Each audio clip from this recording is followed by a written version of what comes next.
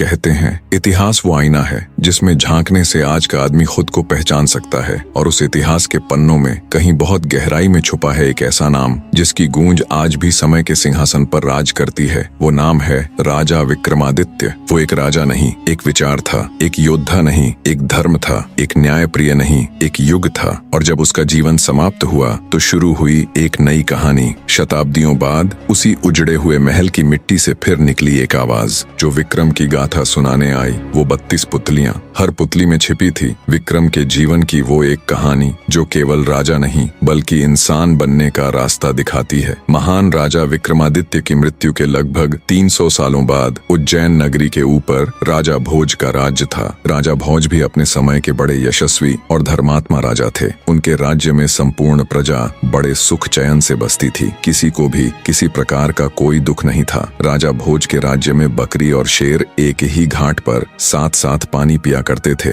किसी को किसी से कोई भय नहीं था। उनके राज्य में चहुं और सुख शांति थी। किसी प्रकार की कोई कमी नहीं थी। राजा भोज एक आकर्षक छवि वाले गुणी व्यक्ति थे। वे इतने सुंदर थे कि कोई भी स्त्री उन्हें एक बार देख ले तो क्या मजाल कि वो मरते दम तक भी उन्हें भुला सके। उनकी सभा इतनी भव्य होती थी कि स्वयं इंद्रदेव भी उनसे ईर्ष्या करते थे। राजा भोज के दरबार के आगे इंद्र का दरबार भी फीका नजर आता था। राजा भोज की नगरी में सब कुशल मंगल से चल रहा था, पर एक दिन जब राजा भोज के हरकारे उनके किसी काम से जा रहे थे तो उन्होंने एक अजीब दृश्य देखा कि एक साधारण सा चरवाहा बीच खेतों के एक मचान पर चढ़ा हुआ है और चिल्ला चिल्ला कर राजा भोज के बारे में उल्टा सीधा कह रहा है। राजा भोज को पकड़कर मेरे पास लाओ, उसे सजा दिलवाओ और मेरा राज्य मुझे दे दो। एक चरवाहे के मुख से अपने राजा के लिए ऐसी बातें सुन हरकारों को बहुत गुस्सा आया। उन्होंने उस चरवाहे को पकड़कर नीचे उतारा और बोले, क्या बक रहा है तू? अगर राजा महाराज को तेरी इस हरकत का पता चलेगा तो वो तुझे तोप के मुंह पर बिठाकर उड़ा देंगे। हरकारों की बात सुन चरवाहा गिड़गिड़ाते हुए माफी मांगने लगा।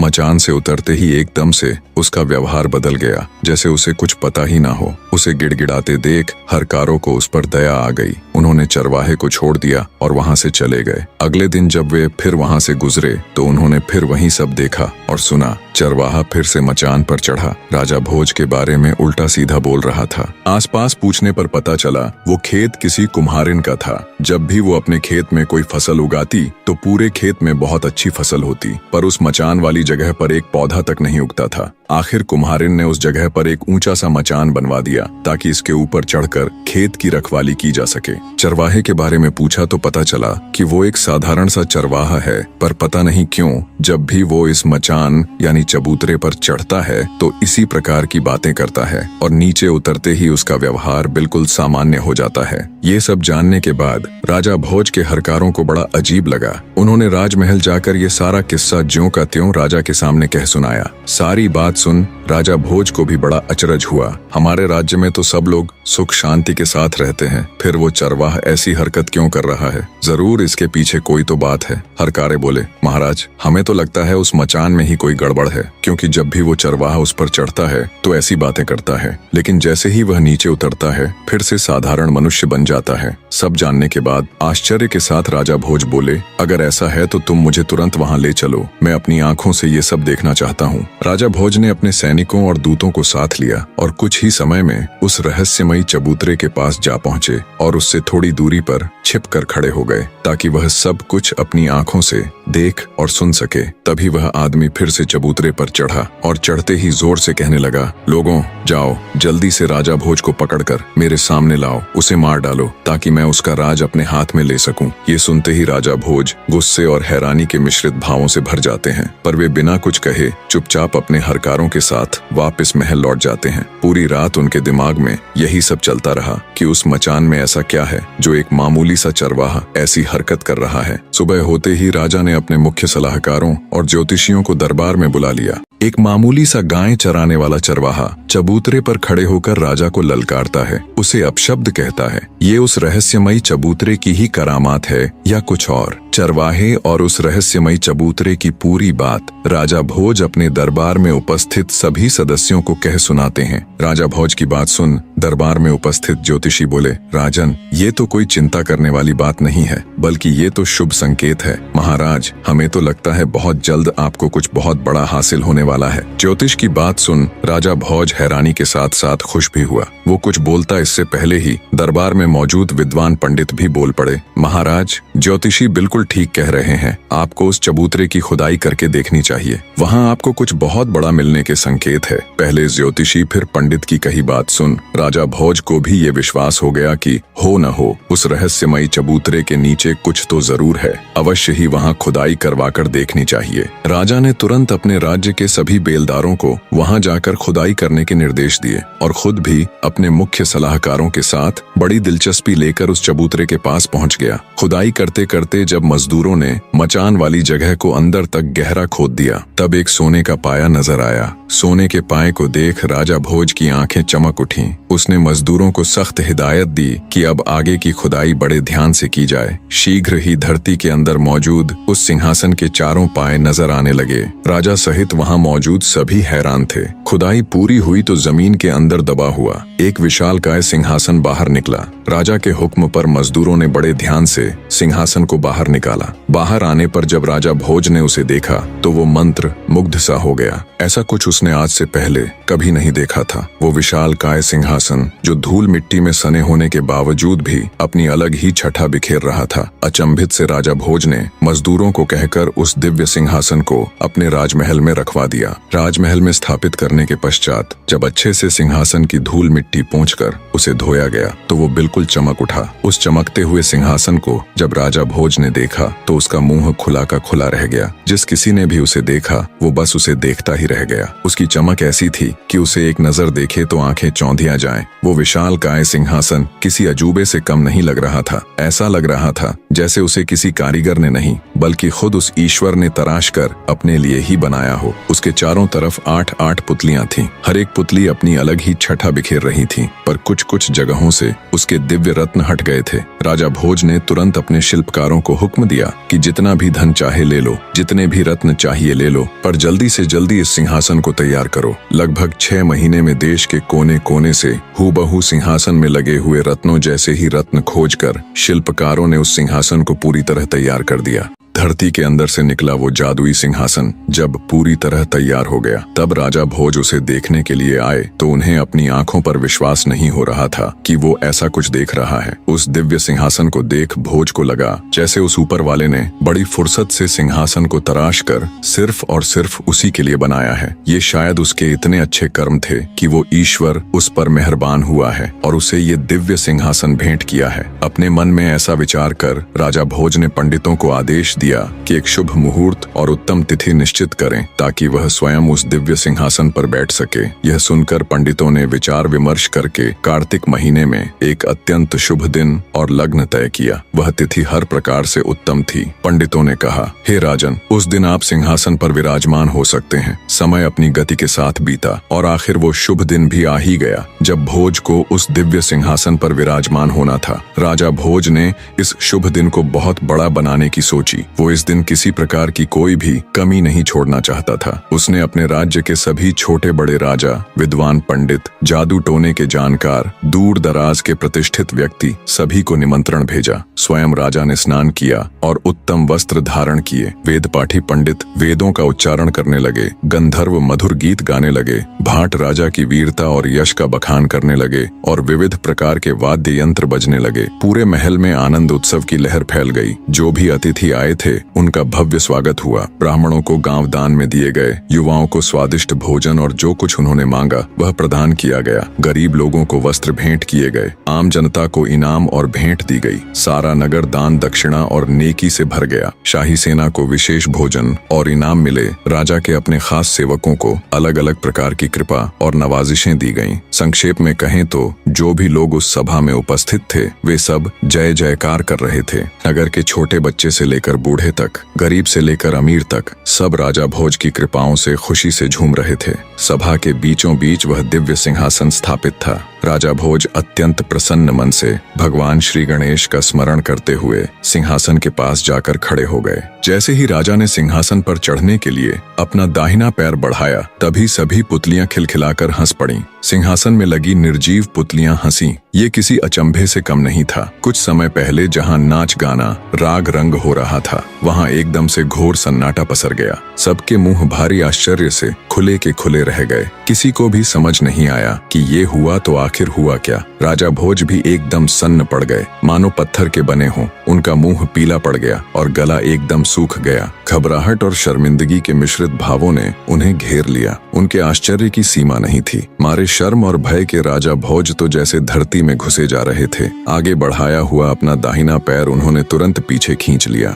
बिना सांस मांस की पुतली जब खिलखिलाकर हंसी तो मारे भय के राजा भोज का रंग उड़ गया। पूरी सभा में घोर सन्नाटा पसर गया। राजा भोज ने किसी तरह साहस जुटाया और सिंहासन पर बनी पुतलियों की तरफ देखते हुए बोले, तुम सबने ऐसा क्या देखा जो तुम यूं खिलखिलाकर हंसी? क्या मैं बलशाली राजा गज का पुत्र यशस्त्री नहीं हूँ? क्या मैं क्षत्रियों में कायर हूँ? क्या मैं निर्बल या नपुंसक हूँ? क्या मैं निर्दयी हूँ? क्या मेरी प्रजा मेरी आज्ञा नहीं मानती? क्या मेरे दरबार में योग्य पंडित नहीं है? क्या मेरे राज्य में पद्मिनी जैसी गुणी और सुंदर स्त्रियां नहीं हैं? क्या मैं राजनीति का ज्ञाता नहीं हूँ? क्या मैं कभी किसी सभा में अपमानित होकर बैठा हूँ? आखिर ऐसा क्या कारण है जो तुम सब मुझ पर यूं हंसी? कृपया मुझे बताओ। राजा की यह स्पष्ट और आत्माभिमानी बात सुनकर सिंहासन पर बनी उन पुतलियों में से रत्नमंजरी नामक प्रथम पुतली सिंहासन से निकलकर मानव रूप में राजा भोज के सामने प्रकट हो गई और बोली, हे राजन, मेरी बात ध्यान लगाकर सुनो। मैं तुम्हें एक कथा सुनाने जा रही हूँ। जो भी बातें तुमने अपने विषय में कही वे सब ठीक हैं। तुम्हारा तेज तो सूर्य से भी अधिक अग्नि की ज्वाला के समान है, परंतु इन सब का इतना भी घमंड मत करो, क्योंकि ये कोई साधारण सिंहासन नहीं है। तुमने अपने मन में न जाने क्या सोच लिया है। बस थोड़ी सी शक्ति और वैभव पाकर तुम अहंकार में डूब गए और अपने वास्तविक स्तर को भूल बैठे। सिंहासन पर बैठने से पहले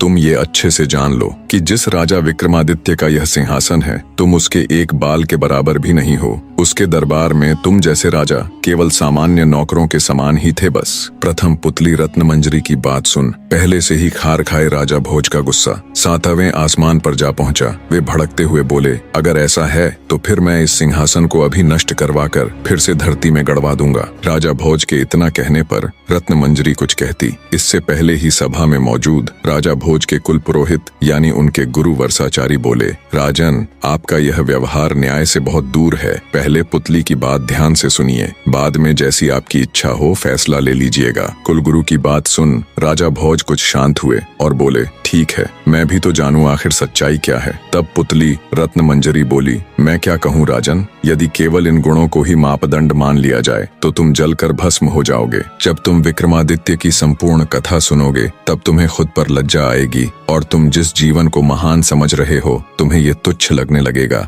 और रही बात हमें और इस सिंहासन को नष्ट कर फिर से धरती में गाड़ने की, तो हमें कोई भय नहीं राजन। हम तो उसी दिन मर चुकी थीं जिस दिन राजा विक्रमादित्य दिव्य लोक में चले गए थे। इतने में राजा का दीवान यानी उनका प्रधानमंत्री पुतली से बोला, हे सिंहासन की पुतली, अब बातों में वक्त जाया मत करो और अपने इस गुस्से को त्याग कर हमें राजा विक्रमादित्य की कथा सुनाना प्रारंभ करो। तब प्रथम पुतली रत्नमंजरी कथा कहना आरंभ करती है। तो सुनो राजन।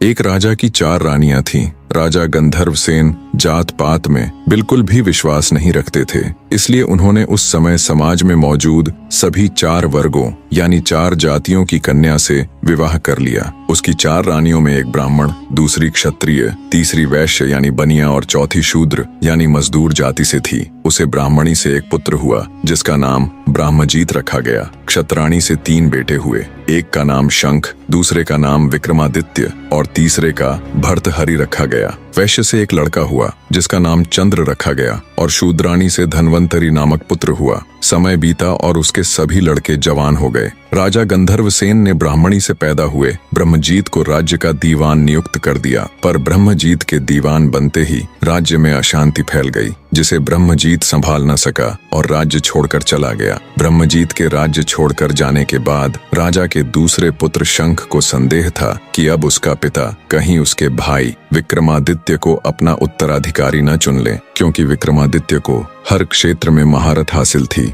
हर तरह से निपुण होने के कारण राजा का मोह सबसे अधिक विक्रमादित्य में ही था। इसी के चलते एक दिन शंख ने अपने पिता राजा गंधर्वसेन की हत्या कर दी और स्वयं उज्जैन का राजा बन बैठा। जब राजा गंधर्वसेन की हत्या की खबर उसके बाकी बेटों ने सुनी तो वो सब अपनी जान बचाने के लिए राज्य छोड़कर भाग खड़े हुए। विक्रमादित्य को जब अपने भाई के इस कृत्य का पता चला तो उन्हें अपने भाई पर अथाह क्रोध आया, पर समय की नजाकत को भांपते हुए उन्होंने बुद्धि से काम लिया कि अभी समय उसके पक्ष में बिल्कुल भी नहीं है। सारा राज्य काज, शस्त्र बल इत्यादि उसके भाई शंख के नियंत्रण में है। अंततः समय अनुकूल न होने के कारण विक्रमादित्य भी उज्जैन को छोड़कर जंगलों में चले जाते हैं। सबके जाने के बाद शंख आराम से उज्जैन नगरी के ऊपर शासन करने लग जाता है, पर फिर भी उसे रह रहकर ये डर सताता कि एक दिन उसके भाई वापस आकर उसकी हत्या कर ये सत्ता छीन लेंगे। इसी आशंका के चलते राजा शंख ने निर्णय लिया कि वो अपने भाइयों का पता लगाकर उन्हें भी मरवा देगा।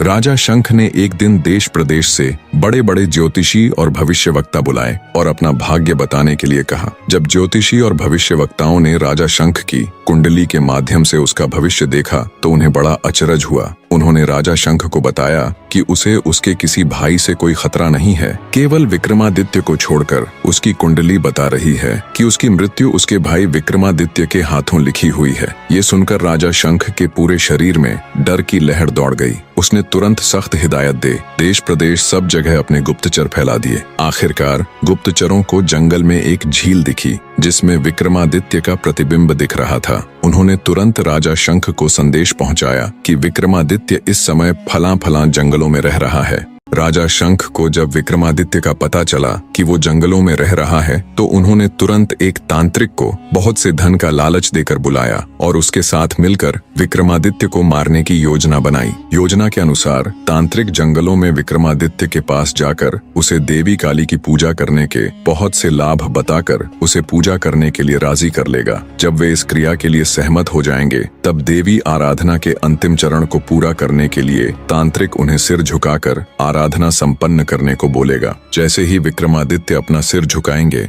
वैसे ही पेड़ों की आड़ में खड़ा राजा शंख उनका सिर धड़ से अलग कर देगा। योजना बना उसे अंजाम तक पहुंचाने के लिए तांत्रिक जंगलों की तरफ चल पड़ता है। थोड़ी दूरी बनाकर राजा शंख भी उसके पीछे पीछे हो लेते हैं। जब तांत्रिक जंगल में जाता है तो उसे विक्रमादित्य वहां मिल जाता है। योजना के अनुसार तांत्रिक उन्हें पूजा अर्चना के लिए सहमत कर लेते हैं। जब आराधना के अंतिम चरण में तांत्रिक ने उन्हें सिर झुकाने को बोला तो विक्रमादित्य को कुछ संदेह हुआ। उन्होंने इशारा कर पहले तांत्रिक को ये क्रिया करके दिखाने के लिए कहा। जैसे ही तांत्रिक ने उसे दिखाने के लिए अपना सिर झुकाया तो रात के अंधेरे में आड़ में छिपे राजा शंख को लगा यही विक्रमादित्य है। वे फुर्ती के साथ निकले और अपनी तलवार के एक ही प्रहार से तांत्रिक की गर्दन धड़ से अलग कर दी। खतरे के अंदेशे से पहले से ही तैयार खड़े विक्रमादित्य ने झट से शंख की तलवार छीनकर उस पर अपनी पूरी ताकत से प्रहार किया। परिणाम स्वरूप शंख का सिर धड़ से अलग हो धरती पर जा गिरा। इस तरह विक्रमादित्य ने अपने पिता की हत्या का बदला ले लिया। शंख को उसके कर्मों का फल देने के बाद विक्रमादित्य उज्जैन लौट आए और राज्य को संभाल लिया। वह एक सदाचारी, न्यायप्रिय, दानी, उदार व लोकप्रिय राजा थे। उज्जैन की जनता उनके जैसा शासक पाकर धन्य हो गई। एक बार राजा विक्रमादित्य शिकार के लिए एक जंगल में गए हुए थे। वहां एक हिरण का पीछा करते करते वे बहुत दूर निकल गए और रास्ता भटक गए। घूमते घूमते वे एक महल के सामने जा पहुंचे। वह महल लूतवरण नाम के एक व्यक्ति का था जो उस राज्य का दीवान था। राजा विक्रमादित्य उनके पास गए। दोनों में वार्तालाप हुई। दोनों ने एक दूसरे को अपना परिचय दिया। विक्रमादित्य का परिचय मिलने पर दीवान लूतवरण उनसे मिलकर अत्यंत प्रसन्न हुए। वे उसे अपने राजमहल ले गए और उनका आदर आतिथ्य किया। लूतवरण ने विक्रमादित्य को बताया कि उन्हें इस राज्य के राजा बाहुबल से मिलना चाहिए। वे अत्यंत सरल और धार्मिक राजा हैं। उनके पास एक ऐसा सिंहासन है जो अत्यधिक शक्तिशाली है। कहा जाता है उस सिंहासन को स्वयं महादेव ने इंद्रदेव को भेंट किया था और बाद में इंद्रदेव ने प्रसन्न होकर वो सिंहासन राजा बाहुबल को दे दिया। आगे लूतवरण ने कहा, हे राजा विक्रमादित्य, आपके अंदर वो सभी गुण मौजूद है जो एक चक्रवर्ती सम्राट के अंदर होने चाहिए। बस किसी चीज की कमी है तो वो है उस दिव्य सिंहासन की। मैं आपको राजा बाहुबल के पास ले चलता हूँ। जब वो आपसे कुछ मांगने को कहे तब आप उनसे वो दिव्य सिंहासन मांग लेना। इसी मकसद के साथ विक्रमादित्य और लूतवरण दोनों राजा बाहुबल के पास जाते हैं। तब राजा बाहुबल भी विक्रमादित्य से मिलकर अत्यंत प्रसन्न हुआ और बोला, विक्रमादित्य, तुम संपूर्ण भारत में इकलौते ऐसे राजा हो जिसने इतने कम समय में इतनी प्रसिद्धि हासिल कर ली कि अब देश के कोने कोने में लोग तुम्हें जानते और चाहते हैं। राजा बाहुबल ने भी राजा विक्रमादित्य का शानदार आदर आतिथेय किया। कुछ दिन सम्मान के साथ राजा विक्रमादित्य राजा बाहुबल के अतिथि बनकर रहे। फिर एक दिन जब विक्रमादित्य ने राजा बाहुबल के आगे वापस उज्जैन लौटने की इच्छा जाहिर की, तब राजा बाहुबल ने उन्हें कोई भेंट मांगने का अनुरोध किया। राजा विक्रमादित्य तो इसी अवसर की तलाश में थे। उन्होंने बिना एक भी पल गवाए राजा बाहुबल से वो अतुलनीय सिंहासन देने का अनुरोध किया। अब चूंकि राजा बाहुबल विक्रमादित्य को वचन दे चुके थे, तो उन्होंने निसंकोच वो सिंहासन राजा विक्रमादित्य को भेंट कर दिया। वे भली भांति इस बात से परिचित थे कि अगर उनके बाद कोई इस सिंहासन के योग्य है तो वो केवल और केवल विक्रमादित्य ही है। उन्होंने खुशी खुशी विक्रमादित्य को सिंहासन देकर विदा कर दिया। जब राजा विक्रमादित्य उस अद्वितीय सिंहासन के साथ उज्जैन नगरी पहुंचे तो उनकी पूरी प्रजा में खुशी की लहर दौड़ गई। उस सिंहासन को देखने दूर दूर से राजा महाराजा उज्जैन आने लगे। राजा विक्रमादित्य ने भारी सभा का आयोजन किया और दूर दराज से विद्वान पंडित बुलाए और उनके समक्ष अपनी इच्छा जाहिर की कि वो एक भारी अनुष्ठान करना चाहते हैं। कृपया आप सब देखकर बताएं, क्या वो इसके योग्य है? तब पंडित विद्वान सभी ने एक स्वर में कहा, राजन, आपका प्रताप तीनों लोकों में छाया हुआ है। आपका कोई बैरी नहीं। आपको जो करना हो कीजिए। अपने समस्त खानदान को आमंत्रित कीजिए। 1.25 लाख कन्यादान और 1.25 लाख गायें दान कीजिए। ब्राह्मणों को धन दीजिए और जमींदारों का 1 साल का लगान माफ कर दीजिए। इतनी कथा सुनाकर प्रथम पुतली रत्न मंजरी बोली, हे राजा भोज, आपने अगर कभी ऐसा दान किया है तो आप सिंहासन पर अवश्य बैठें। पुतली की बात सुनकर राजा भोज का अपना सा मुंह हो गया। उन्हें खुद पर बहुत लज्जा आई। वे दरबार में उपस्थित समस्त राज्यसभा सदस्यों से बोले, आज का दिन तो गया, अब तो कल ही सिंहासन पर बैठेंगे। इस तरह सिंहासन बत्तीसी की प्रथम पुतली ने राजा भोज को सिंहासन पर नहीं बैठने दिया। अब बारी थी दूसरी पुतली चित्रलेखा की। कहानी के आगे का भाग भी बहुत जल्द विद इन वीक आप सबके सामने होगा। धन्यवाद मेरे प्यारे दर्शकों।